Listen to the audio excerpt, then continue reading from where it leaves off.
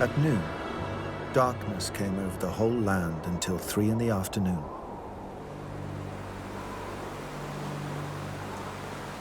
And at 3 in the afternoon, Jesus cried out in a loud voice, "Eloi, Eloi, lema sabachthani," which means, my God, why have you forsaken me?" When some of those standing near heard this, they said, "Listen, he's calling Elijah." Someone ran, filled a sponge with wine vinegar, put it on a staff, and offered it to Jesus to drink. "Now leave him alone. Let's see if Elijah comes to take him down," he said.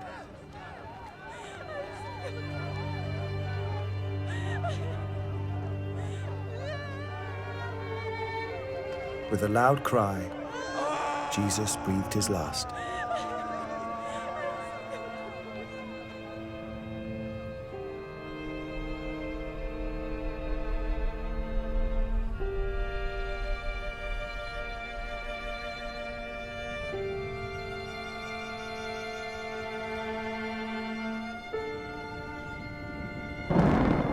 The curtain of the temple was torn in two from top to bottom.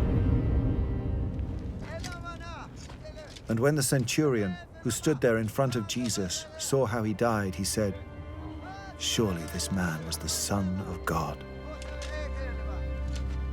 Some women were watching from a distance.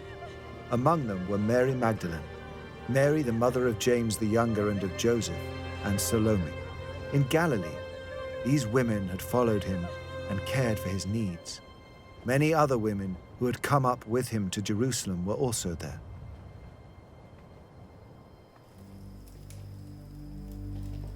It was preparation day, that is, the day before the Sabbath.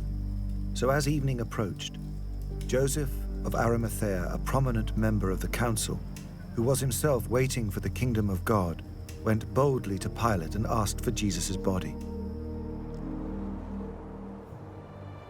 Pilate was surprised to hear that he was already dead. Summoning the centurion, he asked him if Jesus had already died. When he learnt from the centurion that it was so, he gave the body to Joseph.